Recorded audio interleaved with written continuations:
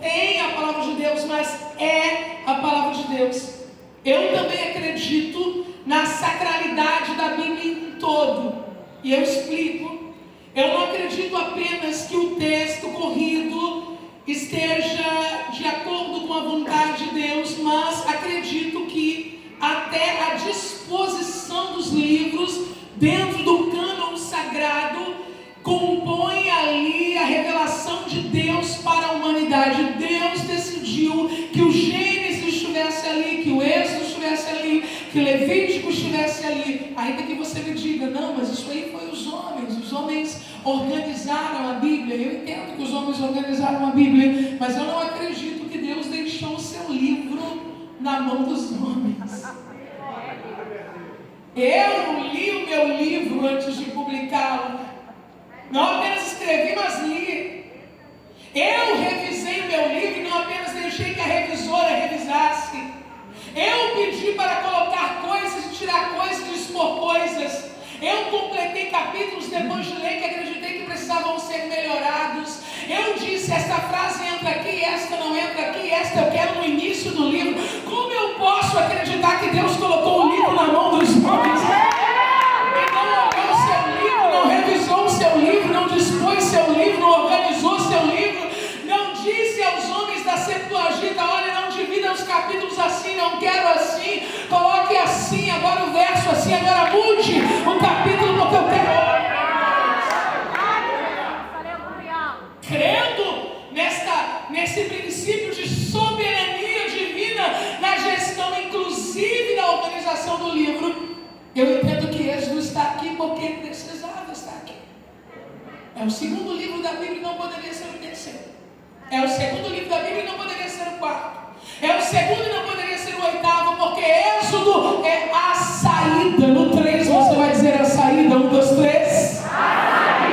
Gênesis é o princípio, Gênesis é o começo, Gênesis é o álbum de família da humanidade. Você olha o Gênesis, você se reconhece, você vê sua história. Eu sei que tem gente jovem aqui, talvez não saiba muito bem o que é um álbum, né? Mas eu sou maior de 40, eu sei o que é um álbum. A gente chegava na casa da avó, queria ver o álbum. Chegava na casa dos tios, queria ver o álbum. Ficava rindo da roupa que os tios usavam em 1915. Ria da roupa da vovó. E dizia, quem é esse? Esse é seu tio. Quem é essa? Essa é sua tia. Essa foi sua bisa. E nós íamos reconhecendo a história ali. Olhar o Gênesis é reconhecer a própria história. Ah, foi assim, foi isso que Deus fez. E aí a gente vai olhando para o Gênesis e o Gênesis fala do princípio. Quem está comigo, diga aleluia. Aleluia. Mas o Gênesis vai caminhando e no Gênesis não tem só o princípio. No Gênesis também tem a queda do homem. O livro do Gênesis é o livro da queda do homem. E depois que o homem cai, há uma sucessão de outras quedas, porque uma queda leva a outras quedas.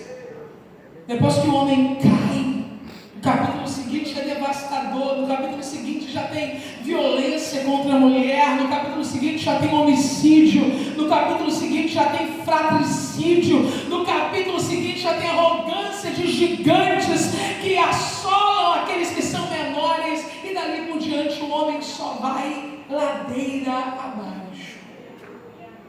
Mas no capítulo do Gênesis, Deus escolhe um homem. No livro do Gênesis, Deus seleciona uma família. Eu estou falando de Abraão.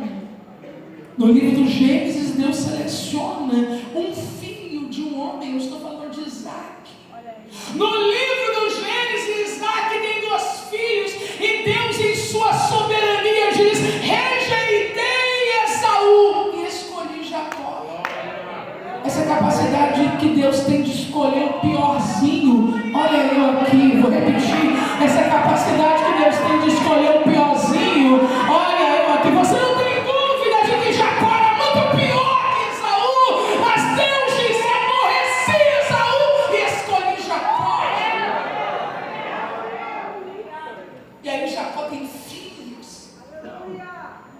12. E esses filhos não são brincadeira. Conhece essa frase, não são brincadeira, que sua família fala isso? Fulano não é brincadeira. Você já sabe, é elevado, é terrível. Fulano não é mole. Eles não são terríveis. Rubem deitou com a concubina do pai. Levi e Simeão traiçoeiramente feriram e destruíram praticamente uma cidade.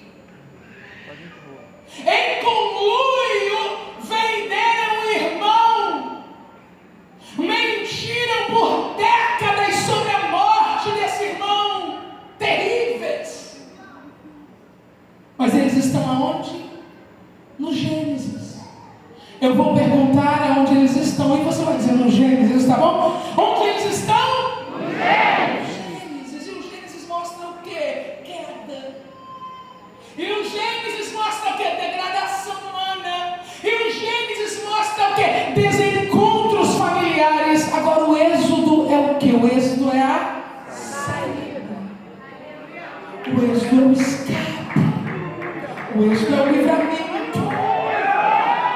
Aí o escritor, inspirado pelo Espírito Santo, fecha o livro do Gênesis. Termina com a morte de José. Fechou, acabou.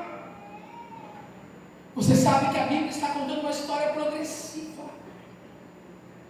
Morte de José.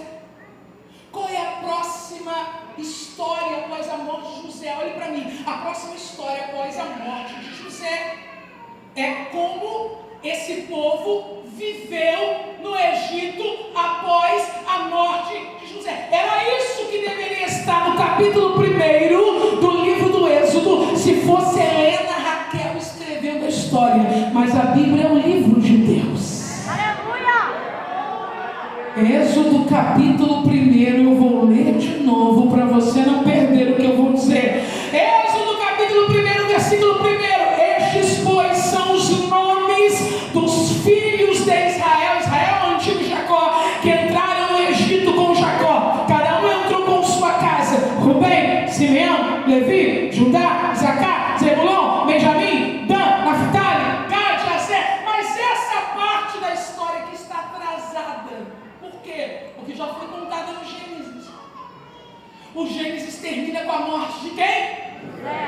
Então está contando de quando eles entraram no Egito. Depois que eles entraram no Egito, aconteceu muita coisa. José morreu. Então, se a história é progressiva agora deveria contar como eles viveram depois da morte de José. Mas o escritor do Êxodo, inspirado pelo Espírito Santo, a saber, Moisés, entra na história do Gênesis,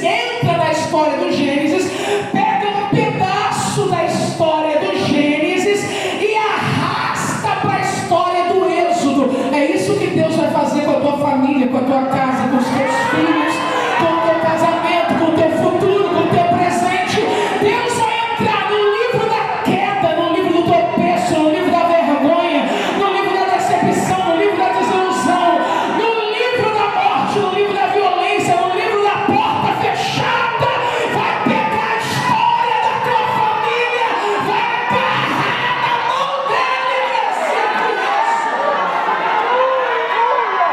me ajude a pregar, toque no ombro de alguém e diga para essa pessoa: Deus está arrastando a tua família para o Êxodo.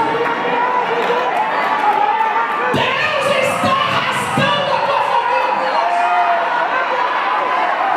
Vem Rubem, vem Simeão, vem Levi, vem Benjamim, vem Zacá, vem Aser. Mas nós erramos, vem, mas nós caímos, vem, tropeçamos, vem.